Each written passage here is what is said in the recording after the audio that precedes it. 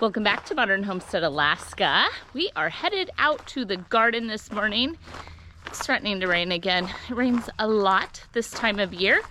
And before it rains, I've got to go harvest some kohlrabi. So join me today for the Every Bit Counts challenge on Wednesday. Welcome to our vlog. We are the Milnes family. We started building a modern homestead outside of Wasilla, Alaska in the summer of 2021. That's my husband, Aaron.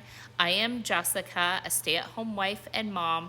Our second son, Caleb, lives here with us, along with our daughter, Cody Ann, and the youngest of our family, Wyatt. We brought our two dogs, Tipper and Daisy, and got a new addition, the Alaska dog, Roberto. All right, I'm going to do a couple of things in this specific bed, and I'm going to share with you what I've looked up and learned. So the kohlrabi is ready to harvest. So we're going to pull all of those. Then the Brussels sprouts, we're going to snip these leaves, allowing the plant to hopefully make some Brussels sprouts before it is too late in the season. So let's start pulling some kohlrabi.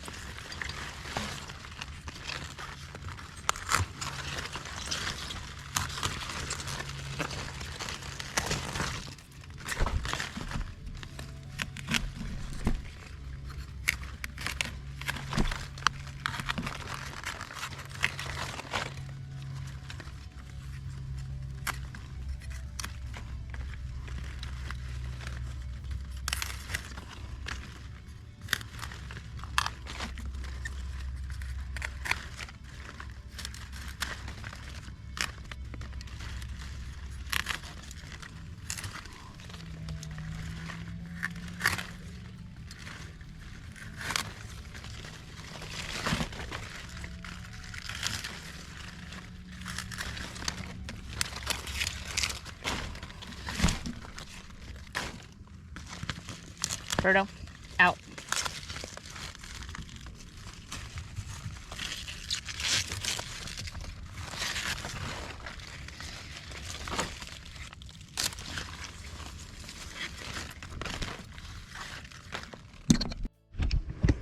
Okay, so gotta take in all this kohlrabi. I still only have the two Brussels sprouts, not Brussels sprouts, artichokes. Here's my beets. This kohlrabi is pretty small, so I left it. A couple of small ones here. That one can probably go. Let's grab him. Because what we're trying to do is open some space for the Brussels sprouts. So these I'm going to give it a little more time. Those, where the Brussels sprout is right there.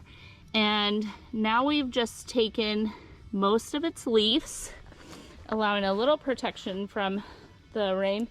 And we're hoping that they will start to actually grow the Brussels sprout.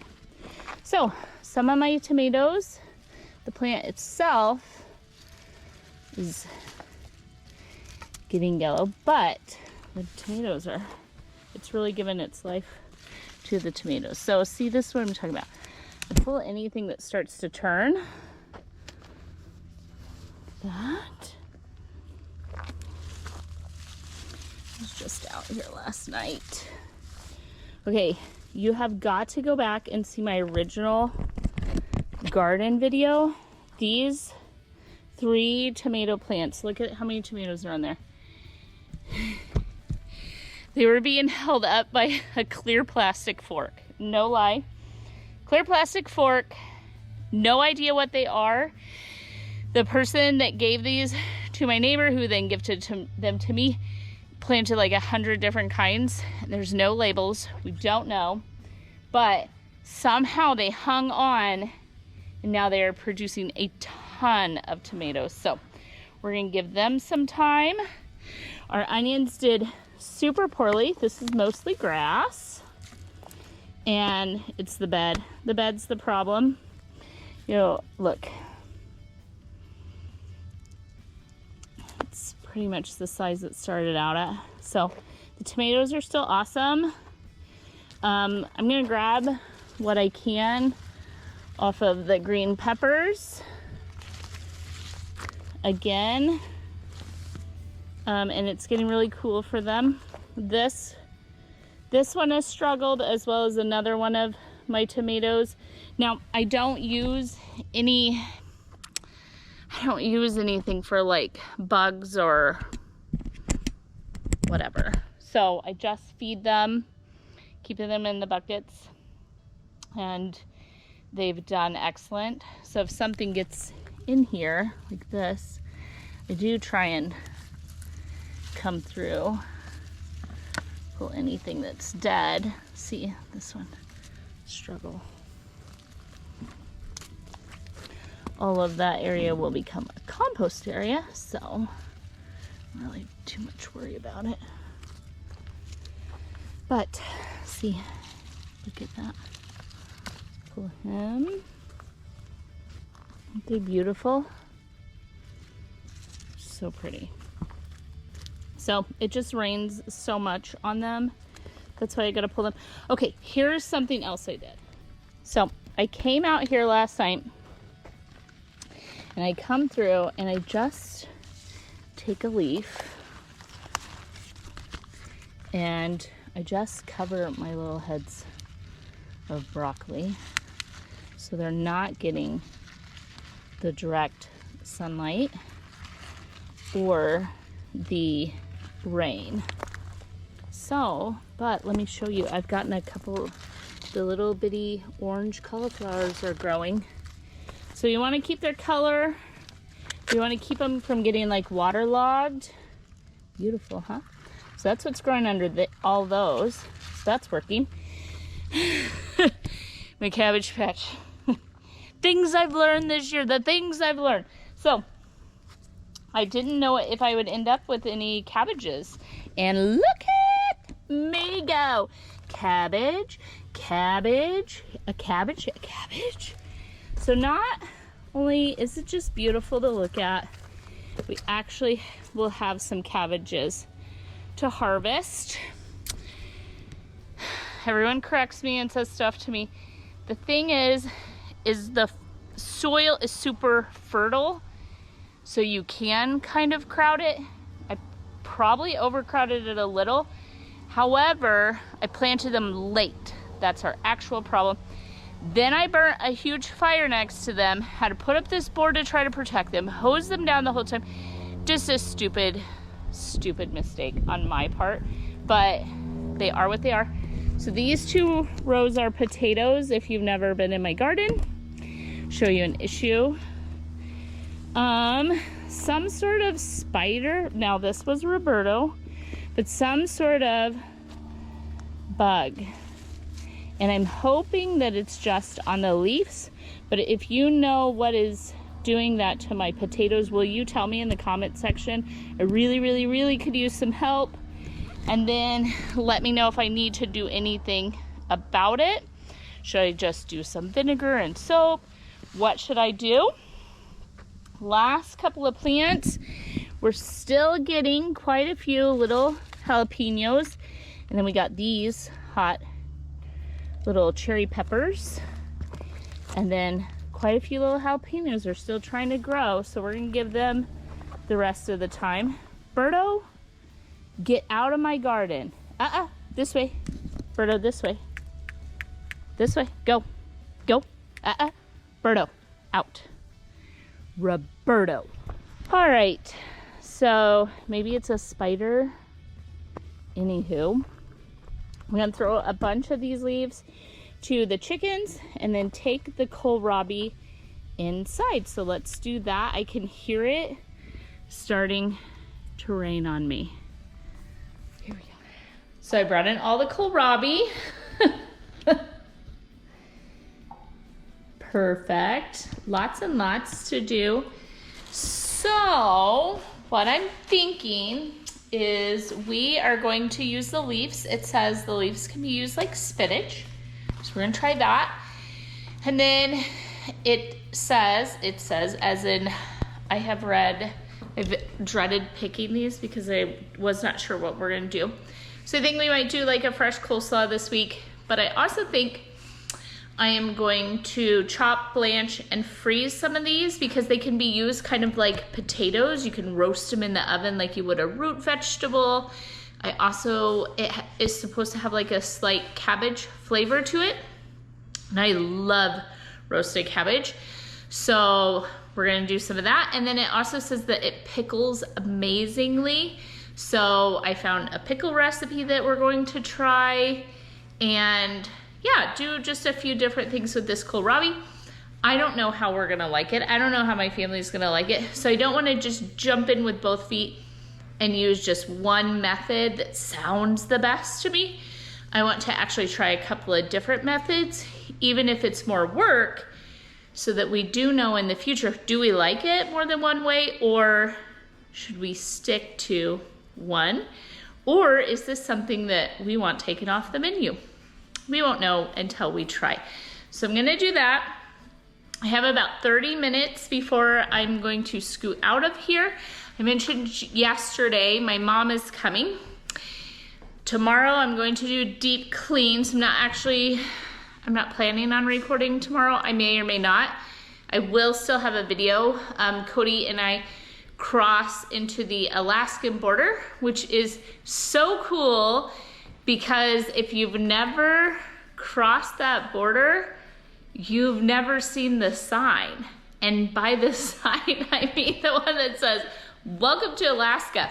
We didn't realize until we crossed the US border that we had never seen the sign. You know, you come in, you fly into the airport, those sort of things, but there aren't, like, when you go from state to state, like you cross the border, welcome to Nevada, welcome to Montana, welcome to Kansas, welcome to whatever, and each state has their big sign.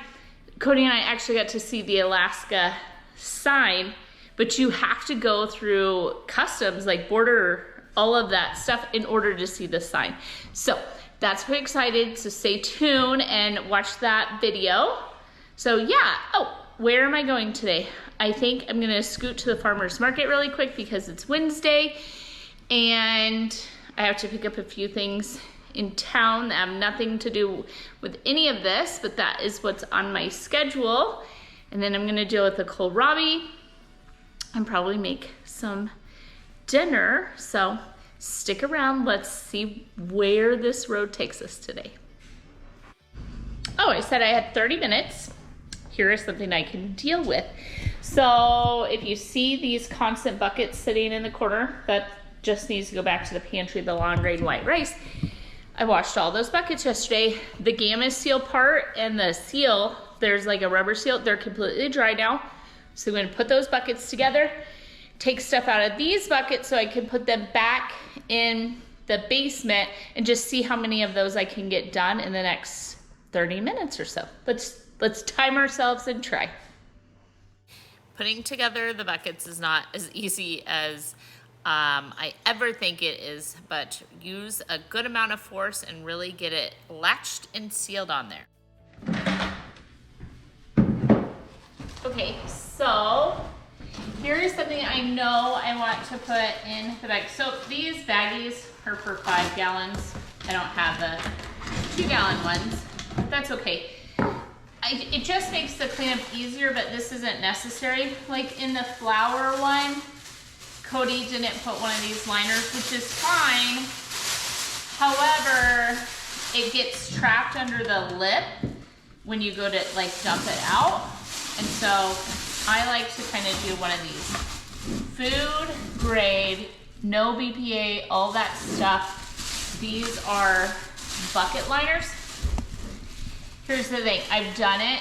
I have stored things in, say, like a Home Depot bucket that isn't a food grade bucket, and I've used these liners.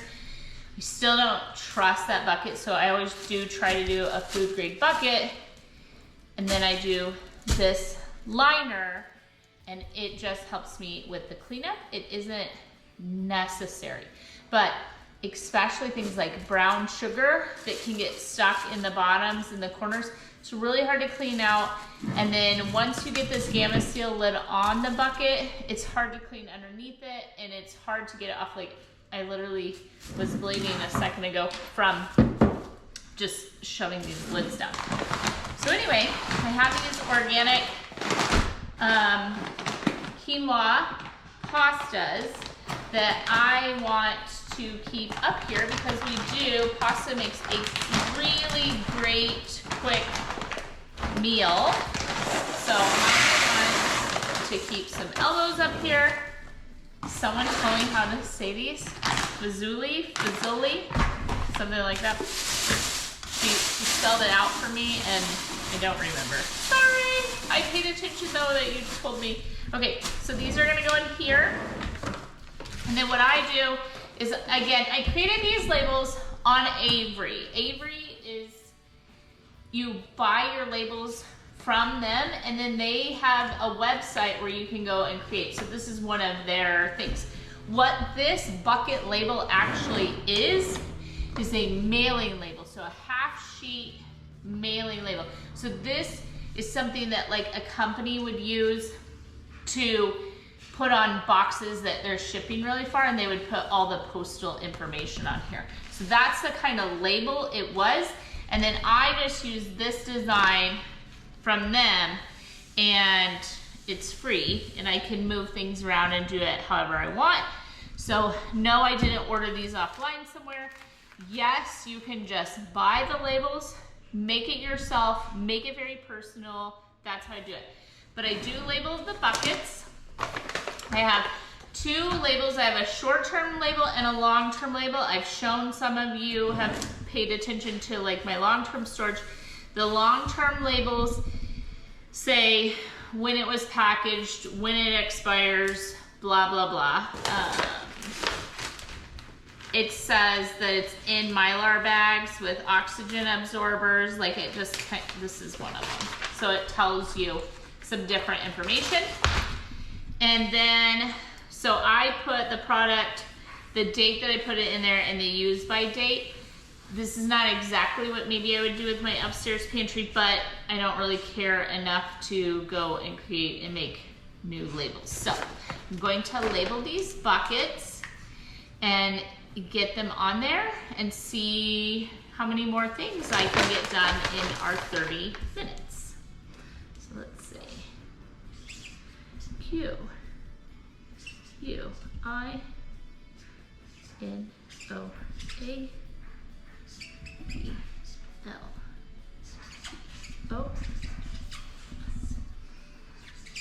And I just do the month and the year because it doesn't actually matter the date, because these are dry goods. Like this is not the bacon label of I'm only going to let it set for 48 hours or 5 days or whatever. Now I need to know what that date is.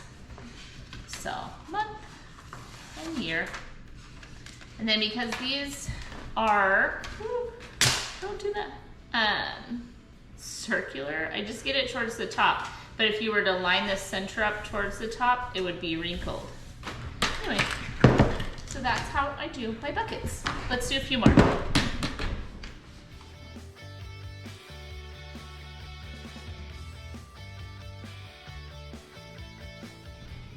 All right, I'm doing brown sugar, but I want to show you something. When I open this, I took out of the top of it. It's a brand new 5-gallon bucket. You don't store sugar in Mylar, and you don't use oxygen absorbers on it. So I have something called these brown sugar bears, and that's literally what they're called if you go to Amazon or something like that. That is in part how I'm able to store my brown sugar for longer periods of time and it doesn't dry out.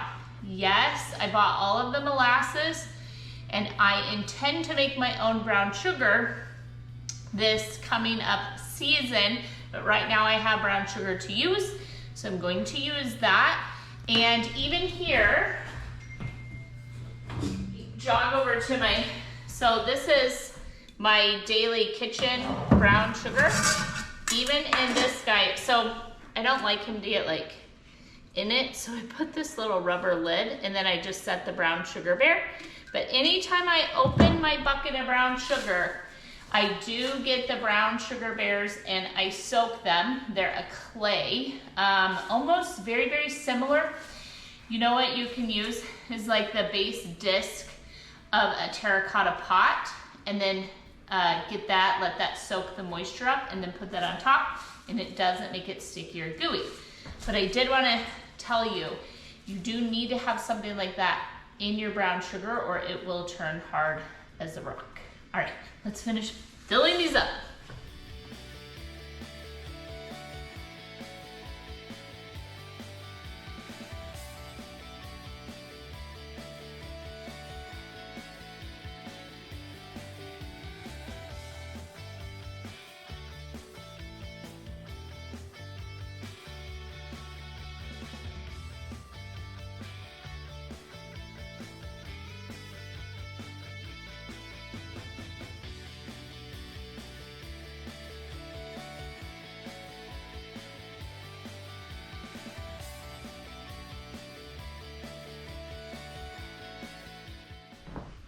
Well, I got 4 buckets taken down to the basement and a bunch of stuff cleaned up. And then I even brought up from the basement some stuff that needed to go in these buckets. So this is kind of where we're at. Ignore the laundry if you can see it. I'm doing all the bedding today.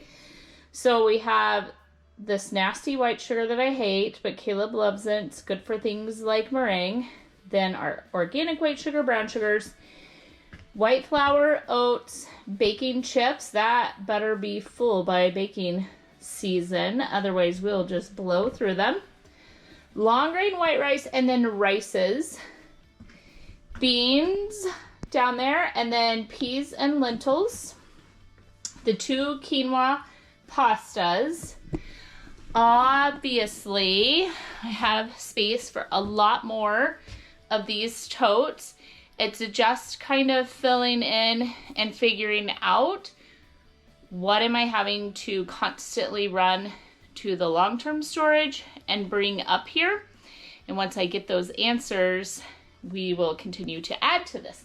So I think that's a really good start. I'm not looking to recreate my whole long-term storage that has a lot of other things, salts and so on in it, and canned goods and, you know, whatever. I'm not trying to do that up here in this pantry. What I'm just trying to avoid is how annoying it is. You're in the middle of making cookies, you run out of brown sugar, you have to go get a 5-gallon bucket of brown sugar from the basement, haul it up around the house in the snow. No, we do not have steps to our basement yet. That is a winter project. We do have an area in our house where steps are supposed to go down there. They just haven't been built yet. We've got to do outside things, get prepped for winter, and then we can do inside projects then. So it's so annoying though in the snow and the cold to try and go get brown sugar or white rice or something like that. So this is really going to help me out. I'm gonna grab my reusable bags, get ready to head to the farmer's market. I am at the farmer's market and it is so windy and cold they had to take down the tents. And so if you see over there, there's one of the farmers right here, and then behind these cars is 2. So I just got some tomatoes that are different than mine. This is some fermented ginger. Alaska pure fireweed honey and fermented ginger. I think this will be good during cold and flu season. What do you guys think? What would you use that for? I got Cody they make it like a cherry cake. And then just since my onions didn't go, I need to do a bunch of onions, but I got just some onions for the week. So that's it for today. I literally came for flowers and there are none. So we'll move on. When I got back home, I started to process the kohlrabi and everything that I've read, and if I'm missing something or I could use a different part of it or a different way, let me know in the comment sections. That would really, really help me out. We are new to this. So I peeled them and then sliced them in a uniform size. I reserved the leaves and the stems to the side. Then using half-gallon jars, I used my 2% mix. That's a quart of water with a tablespoon of salt, and made a lacto ferment brine. Use any seasoning and spices you want with your ferments, or you can just do it in the straight salt water. And then I prepped the leaves like I would spinach for blanching and freezing. Okay, well, thank you those of you that have stuck around to the end. Mostly what we got done today is in here. I wanted to show you these ferments. I don't remember if I already showed them. See how cloudy they still are? They're getting pretty close to being done. You can try them after 3 or 4 days and see if you like the flavor. I lacto fermented the kohlrabi. You saw that I had plenty still in the garden. I would like to blanch and freeze that so that I can roast it up. And then the leaves I stuck in the fridge. I am going to blanch and freeze those like spinach tomorrow, because I think in like some of the soups and stuff that we do, those would be really, really good at adding the green veg in the middle of winter. We worked on these, which, believe it or not, is quite a bit of work to deal with all of that. So we went to the farmer's market. Like I said, I just got some onions. I got this. I added it. I already showed you, but I added it to my pile. So it's a honey fermented ginger. So try that during cold and flu season. I started to pre-clean my whole house because tomorrow I'm gonna deep clean. So the next video after this one is gonna be a traveling video, like I said, and then we'll be right back on the challenge. My mom is into these sort of things, so she's not gonna have any issue helping me around here and playing a part in it. So stay tuned, hit that subscribe button if you haven't already, ring the bell, you'll get notifications, you'll know when I post new videos, and have a super blessed next couple of days. I'm just taking tomorrow off. I am still going to blanch and freeze that stuff, so I am going to do something. I'm just going to put the camera up and focus on getting my house ready. I'm so excited to have a guest. I even got flowers for her room and a candle, and I just want it to be really beautiful and special when she gets here. So thank you for joining me. Really appreciate it. Hi to all the new folks. Leave something in the comment section. Say hi to me. I'll say hi back. Introduce yourself. Let me know where you're from. It's exciting getting to see all the different places everyone is from. And then last, tell me in the comment section, what did you work on today? Let's lift each other up. I want to encourage you. Keep moving forward. Keep trucking along. Have that responsibility. Feel like it's a little bit urgent, and then get something done. So I will catch you in the next video. Bye for now.